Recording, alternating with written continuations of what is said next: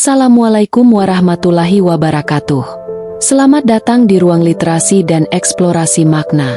Sebelum kita menyelami lebih dalam narasi tentang sang pembawa fajar, mari kita bangun komunitas ini dengan menekan tombol subscribe, berikan like jika Anda menghargai perjalanan ini, dan bagikan pendapat Anda di kolom komentar. Disclaimer, narasi ini adalah karya fiksi spekulatif yang terinspirasi dari literatur esoteris dan folklore. Segala kemiripan tokoh, tempat, atau peristiwa adalah bagian dari konstruksi artistik. Pendengar diharapkan bijak dalam menyerap pesan filosofis di dalamnya tanpa mencampurkannya dengan keyakinan religius yang kaku. Di balik kabut tipis yang menyelimuti puncak-puncak gunung tertinggi di dunia, tersimpan sebuah rahasia yang telah tertidur selama ribuan tahun. Alam semesta tidak pernah benar-benar diam. Ia bernapas melalui aliran sungai, berdetak dalam getaran tektonik, dan menari dalam lidah api. Namun, keseimbangan ini sedang terancam. Kerusakan moral dan eksploitasi tanpa batas telah melukai sukma bumi. Dalam kesunyian yang mencekam inilah, sebuah nubuat kuno mulai menggeliat kembali. Kedatangan Satrio Piningit, sosok yang tersembunyi namun memegang kunci kekuatan elemen alam. Satrio Piningit bukanlah seorang panglima dengan baju besi berkilau atau raja yang duduk di singgasana emas. Ia adalah personifikasi dari kesederhanaan yang mendalam. Ia tersembunyi, bukan karena ia bersembunyi di dalam gua, melainkan karena jiwanya terbungkus dalam kerendahan yang luar biasa, sehingga mata dunia yang penuh ambisi tak mampu mengenalinya.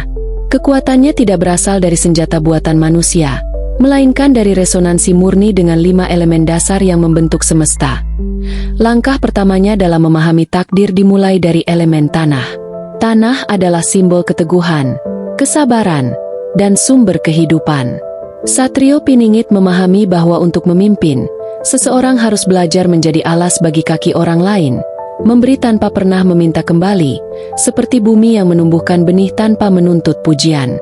Ketika ia menyentuhkan telapak tangannya ke permukaan tanah, ia tidak hanya merasakan tekstur debu, tetapi ia mendengar denyut nadi planet ini.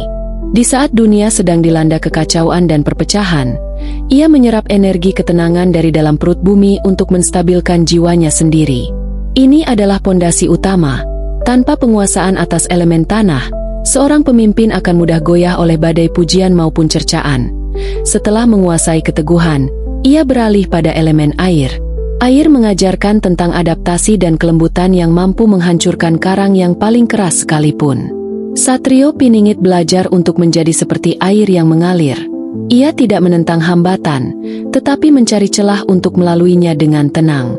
Dalam rahasia kekuatan elemen ini, ia menyadari bahwa kejernihan pikiran adalah kunci untuk melihat kebenaran di tengah lautan kebohongan. Air dalam dirinya adalah empati yang luas. Ia mampu merasakan penderitaan rakyatnya seolah-olah itu adalah rasa sakitnya sendiri. Kekuatan ini memungkinkannya untuk menyembuhkan luka sosial dan mendinginkan amarah yang membara di hati manusia. Namun, air juga bisa menjadi samudera yang menenggelamkan jika ketidakadilan sudah melampaui batas. Di bagian terdalam dari pencarian jiwanya, ia mulai merasakan panas yang membara namun terkendali, elemen api. Bukan api yang menghancurkan dan membakar segalanya, melainkan api yang memberikan hangat di tengah kedinginan dan cahaya di tengah kegelapan. Api dalam diri Satrio Piningit adalah semangat juang dan keberanian untuk menegakkan kebenaran. Ia memahami bahwa api harus dijaga agar tetap menjadi pelita, bukan kebakaran hutan. Kekuatan elemen api ini memberikan penglihatan yang tajam, basyirah, untuk membedakan antara kawan yang tulus dan lawan yang berpura-pura. Dengan api ini, ia akan membakar ego pribadinya hingga yang tersisa hanyalah pengabdian murni kepada semesta. Perjalanan ini baru saja dimulai. Di balik sosok yang tampak biasa ini, tersimpan badai yang tenang dan matahari yang menanti untuk terbit. Satrio Piningit sedang mempersiapkan dirinya, bukan untuk menaklukkan wilayah, tetapi untuk memulihkan kehormatan alam dan kemanusiaan yang telah lama hilang. Setelah memantapkan pijakan pada bumi yang kokoh, memurnikan diri dalam aliran air, dan menyalakan api keberanian di dalam dadanya, Satrio Piningit kini memasuki fase yang lebih halus namun sangat menentukan. Ia harus menguasai elemen yang tak kasat mata namun kekuatannya mampu merobohkan gunung dan menggerakkan samudera. elemen angin dan esensi dari ruang, Akasha. Elemen angin bukan sekadar udara yang kita hirup, melainkan pembawa pesan dari seluruh penjuru mata angin. Satrio Piningit belajar untuk menjadi selaras dengan frekuensi ini. Angin mengajarkan tentang kebebasan yang bertanggung jawab dan kemampuan untuk berada di mana saja tanpa terikat oleh apapun. Di bawah bimbingan alam, ia melatih pendengarannya untuk menangkap bisikan rakyat yang paling lirih, suara-suara yang selama ini tertelan oleh kebisingan kekuasaan. Dalam tataran fisik, penguasaan elemen angin memberinya kelincahan yang luar biasa. Ia mampu bergerak secepat pikiran, hadir di tempat yang membutuhkan pertolongannya sebelum keluhan sempat terucap. Namun, secara filosofis, angin adalah simbol dari penyebaran ide dan kebenaran. Seperti serbuk sari yang dibawa angin untuk membuahi bunga, Satrio Piningit menyebarkan benih kesadaran baru ke seluruh penjuru dunia. Ia tidak perlu berteriak di podium, kata-katanya mengalir bersama udara, masuk ke dalam sanubari manusia melalui hembusan napas mereka, membangkitkan nurani yang telah lama tertidur. Ketika ketidakadilan merajalela, ia mampu menghimpun kekuatan angin menjadi badai pembersih. Bukan badai yang menghancurkan rumah-rumah rakyat kecil, melainkan angin puyuh yang meruntuhkan menara-menara kesombongan dan menyapu bersih debu-debu korupsi yang menutupi kebenaran. Kekuatan ini memungkinkannya untuk mengubah arah opini publik dan membalikan keadaan dalam sekejap mata, karena ia menguasai arus informasi yang murni. Elemen kelima, yang paling rahasia dan paling sulit dipahami, adalah ruang atau etos. Ruang adalah tempat di mana tanah, air, api, dan angin menari. Tanpa ruang, tidak ada gerak. Satrio Piningit memahami bahwa seorang pemimpin sejati harus memiliki keluasan hati yang melampaui batas cakrawala. Ia adalah wadah yang menampung segala perbedaan, segala pertentangan, dan segala keragaman tanpa menjadi sesak. Dalam keheningan ruang, Satrio Piningit menemukan rahasia kekosongan. Ia tidak lagi memiliki ambisi pribadi, tidak ada lagi aku yang haus akan tahta. Dengan menjadi kosong, ia justru menjadi penuh dengan energi alam semesta. Inilah yang membuatnya tak terkalahkan. Bagaimana mungkin seseorang bisa melukai atau menyerang ruang? Ia ada, namun tak tersentuh oleh kebencian. Ia hadir, namun tak terikat oleh materi. Kemampuan menguasai ruang memungkinkannya untuk melihat gambaran besar, big picture, dari setiap peristiwa. Di saat orang lain terjebak dalam konflik-konflik kecil, ia mampu berdiri di atas awan, melihat keterhubungan antara masa lalu, masa kini, dan masa depan. Ia memahami bahwa setiap penderitaan adalah bagian dari proses pendewasaan dunia, dan ia hadir untuk memastikan proses itu berakhir dengan kelahiran fajar yang baru. Di akhir tahap ini, Satrio Piningit bukan lagi sekadar manusia yang memiliki kekuatan super. Ia adalah mikrokosmos dari alam semesta itu sendiri.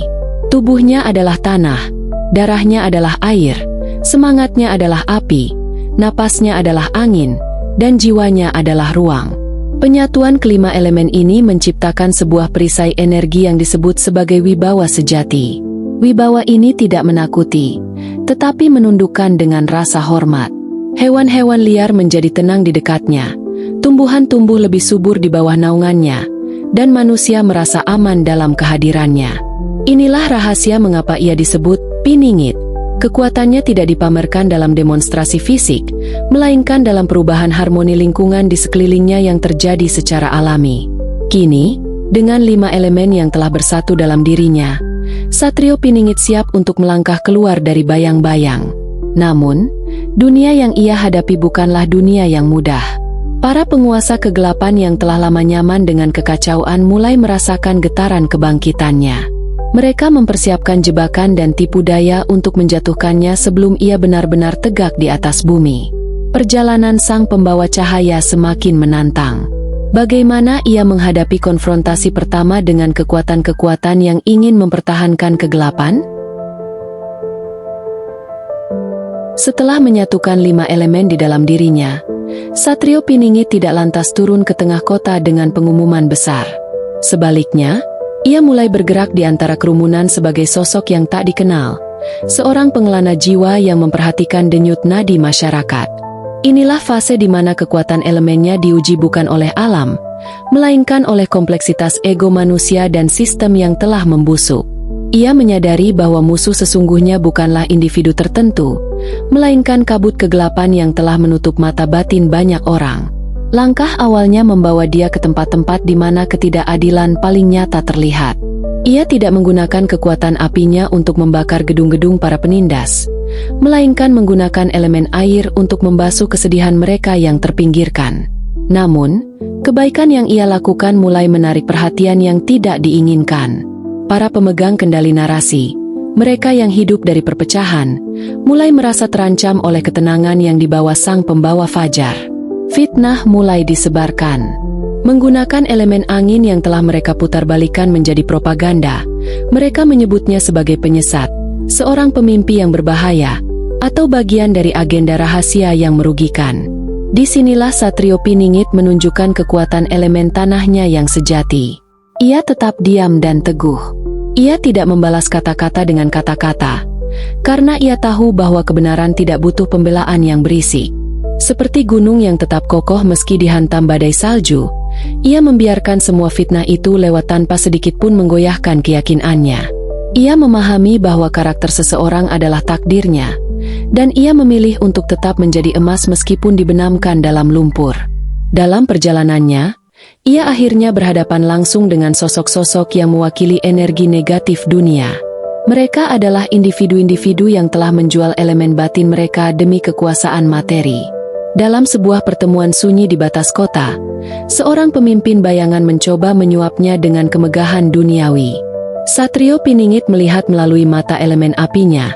Ia melihat bukan sosok manusia di depannya, melainkan api hitam keserakahan yang sedang melahap jiwa orang tersebut. Ia tidak menghakimi dengan kebencian. Sebaliknya, ia berbicara dengan frekuensi elemen ruang yang luas.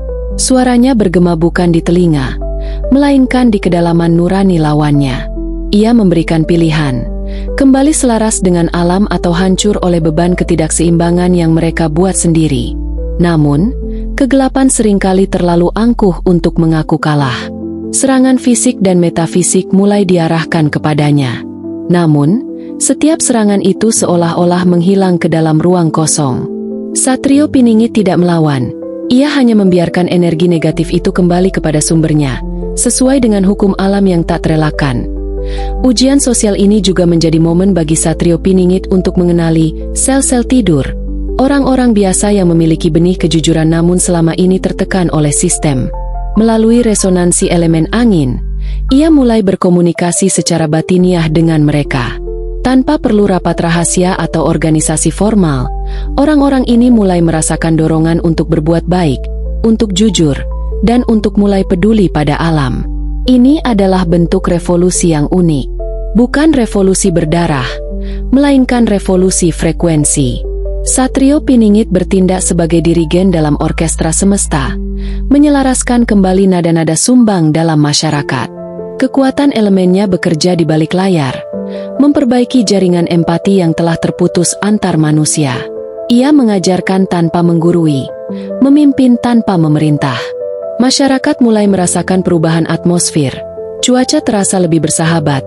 Tanah menjadi lebih subur secara misterius di tempat-tempat di mana kebenaran ditegakkan, dan hati manusia terasa lebih ringan.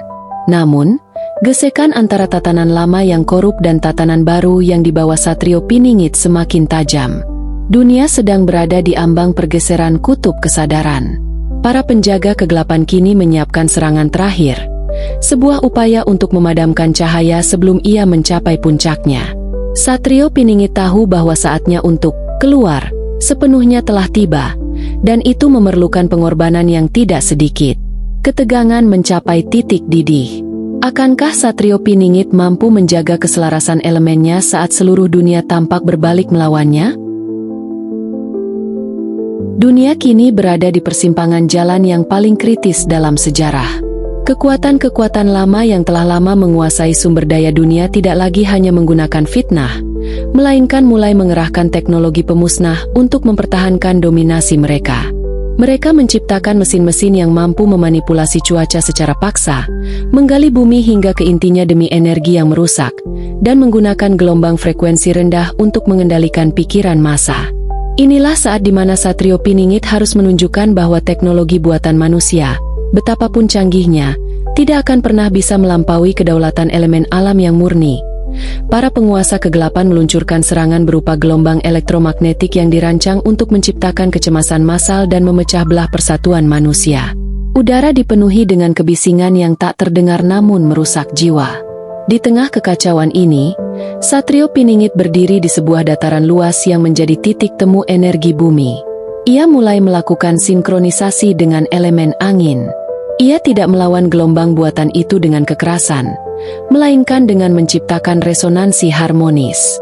Dari tubuhnya, memancar frekuensi yang menenangkan, sebuah suara tanpa kata yang mampu menembus kebisingan elektromagnetik tersebut. Seperti angin sepau-sepau yang mampu membubarkan kabut polusi, energi yang ia pancarkan membersihkan atmosfer batin manusia. Mereka yang sebelumnya diliputi kemarahan tiba-tiba merasa tenang. Mereka yang tadinya bingung mulai melihat kebenaran dengan jernih. Satrio Piningit membuktikan bahwa elemen angin yang murni adalah pembawa pesan kedamaian yang tak terbendung oleh kabel atau satelit manapun. Ketika para penindas mulai mengeksploitasi perut bumi secara ugal-ugalan sebagai upaya terakhir untuk menghancurkan pertahanan sang pembawa fajar, elemen tanah bereaksi secara mandiri. Satrio Piningit tidak perlu memerintahkan gempa. Alam memiliki kecerdasannya sendiri. Kerusakan yang dilakukan pada struktur bumi menciptakan ketidakseimbangan yang memicu getaran hebat di markas-markas besar para perusak alam. Tanah seolah-olah menolak untuk dipijak oleh mereka yang tidak memiliki rasa hormat pada kehidupan. Di saat yang sama, elemen air menunjukkan sisi dahsyatnya.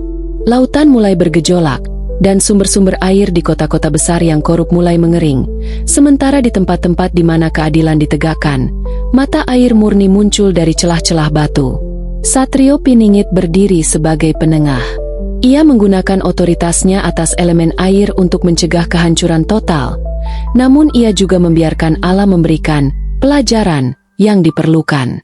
Ia mengarahkan aliran energi air untuk membanjiri sistem-sistem digital yang digunakan untuk penindasan, melumpuhkan pusat data mereka dengan kelembapan yang muncul entah dari mana. Konfrontasi memuncak ketika sebuah senjata energi diarahkan langsung kepada Satrio Piningit. Dalam momen yang menentukan itu, ia tidak menghindar. Ia memanggil elemen api dari dalam jantungnya, bukan api yang membakar oksigen, melainkan api transmutasi. Ketika serangan itu menghantamnya, ia justru menyerap energi tersebut dan mengubahnya menjadi cahaya yang menerangi seluruh cakrawala. Serangan tersebut gagal karena ia telah menjadi satu dengan elemen ruang. Bagaimana mungkin sebuah peluru atau sinar bisa melukai ruang yang tak berujung? Para pengejar kekuasaan tertegun melihat senjata terhebat mereka tidak berarti apa-apa di hadapan sosok yang tampak begitu rapuh namun tak tergetarkan. Di saat itulah, mereka menyadari bahwa mereka tidak sedang berperang melawan seorang pria, melainkan melawan kesadaran alam semesta itu sendiri. Satrio Piningit memandang mereka dengan tatapan yang penuh kasih namun tegas, menyadarkan mereka bahwa setiap kerusakan yang mereka timbulkan pada alam sebenarnya adalah luka yang mereka torehkan pada diri mereka sendiri. Pertempuran ini bukanlah tentang siapa yang menang atau kalah secara fisik, melainkan tentang keruntuhan paradigma lama. Tatanan dunia yang berbasis pada eksploitasi dan ketakutan mulai runtuh berkeping-keping di bawah tekanan energi elemen yang dikendalikan oleh kesucian hati. Namun, setelah kehancuran tatanan lama, tugas yang lebih besar menanti, membangun kembali peradaban di atas puing-puing kesombongan manusia. Kegelapan telah terpukul mundur, namun fajar belum sepenuhnya menyingsing. Bagaimana Satrio Piningit memimpin proses pemulihan dunia yang telah terluka? Setelah badai besar berlalu, dunia terbangun dalam suasana yang sama sekali baru. Kehancuran sistem lama yang berbasis pada keserakahan tidak meninggalkan kehampaan, melainkan ruang bagi tumbuhnya benih peradaban yang selaras dengan semesta. Satrio Piningit kini berdiri di puncak pengabdiannya. Tugasnya bukan lagi untuk berperang, melainkan untuk menjadi arsitek bagi masa keemasan yang telah dijanjikan oleh para leluhur melalui tanda-tanda alam. Pekerjaan pertama dalam masa transisi ini adalah pemulihan luka-luka bumi. Dengan penguasaan elemen tanah, Satrio Piningit memimpin manusia untuk kembali bercocok tanam dengan cara yang menghormati ruh kehidupan. Tanah yang sebelumnya gersang akibat bahan kimia mulai berdenyut kembali, menghasilkan pangan yang tidak hanya mengenyangkan perut tetapi juga menyehatkan jiwa. Ia mengajarkan bahwa bumi adalah ibu yang harus dihormati, bukan objek yang harus diperas. Elemen air kembali dimurnikan. Sungai-sungai yang dulunya tercemar limbah hitam kini mengalir bening, memantulkan cahaya matahari dengan kemilau yang magis. Air bukan lagi komoditas yang diperjualbelikan, melainkan hak suci setiap makhluk hidup. Di bawah kepemimpinan spiritual Sang Pembawa Fajar, teknologi baru yang memanfaatkan energi air secara halus mulai dikembangkan. Energi yang tidak merusak ekosistem namun mampu mencukupi kebutuhan seluruh dunia. Elemen angin membawa udara yang segar, membawa frekuensi kedamaian ke seluruh penjuru. Tidak ada lagi gelombang kebencian di udara. Komunikasi antar manusia dilakukan dengan kejujuran dan empati. Sementara itu, elemen api dalam diri manusia telah bertransformasi dari api amarah menjadi api kreativitas dan pencerahan. Ilmu pengetahuan tidak lagi digunakan untuk menciptakan senjata, melainkan untuk memahami rahasia alam semesta demi kesejahteraan bersama. Di masa keemasan ini, Satrio Piningit tidak membangun monumen untuk dirinya sendiri. Ia tetaplah sosok yang sederhana, seringkali terlihat membantu petani di sawah atau berdiskusi dengan para pemuda di bawah pohon rindang. Kekuasaannya tidak terletak pada dekrit atau angkatan bersenjata, melainkan pada wibawa yang memancar dari keselarasan batinnya. Ia memimpin dengan memberi teladan, menunjukkan bahwa pemimpin sejati adalah pelayan bagi seluruh kehidupan. Elemen ruang yang ia kuasai membuat peradaban baru ini menjadi inklusif. Tidak ada lagi pengkotak-kotakan manusia berdasarkan kasta atau derajat. Semua orang memiliki ruang untuk bertumbuh sesuai dengan bakat alamiah mereka masing-masing. Keadilan sosial bukan lagi sekadar slogan, melainkan realitas yang dirasakan oleh setiap individu. Dunia berubah menjadi sebuah simfoni besar di mana setiap makhluk memainkan perannya dengan indah. Namun, sebagaimana alam memiliki siklus, tugas seorang pembawa mandat pun memiliki batas waktu. Ketika sistem harmoni telah mapan dan manusia telah belajar untuk menjaga keseimbangan secara mandiri, Satrio Piningit merasakan panggilan untuk kembali ke tempat asalnya, keheningan. Ia menyadari bahwa ketergantungan massa pada satu sosok justru akan menghambat kedewasaan kolektif manusia. Pada suatu senja yang sangat tenang, ia mengumpulkan orang-orang untuk terakhir kalinya. Ia tidak memberikan pidato panjang lebar. Ia hanya berpesan agar manusia selalu menjaga cermin bening di dalam hati mereka, karena di sanalah rahasia 5 elemen itu berada. Setiap manusia pada hakikatnya adalah Satrio Piningit bagi dirinya sendiri, penjaga kebenaran di dalam batinnya masing-masing. Perlahan, sosoknya mulai memudar, menyatu dengan cahaya matahari yang terbenam, larut ke dalam angin, meresap ke dalam bumi, dan menguap ke dalam ruang yang tak terbatas. Ia tidak benar-benar pergi, ia hanya kembali menjadi Piningit, tersembunyi di dalam setiap helai napas kehidupan. Ia meninggalkan dunia yang telah sembuh, sebuah warisan peradaban yang tegak di atas cinta dan kehormatan terhadap alam semesta. Demikianlah kisah tentang perjalanan Sang Pembawa Fajar dan rahasia elemen alam. Semoga narasi ini menjadi inspirasi bagi kita untuk selalu menjaga harmoni batin dan kelestarian semesta.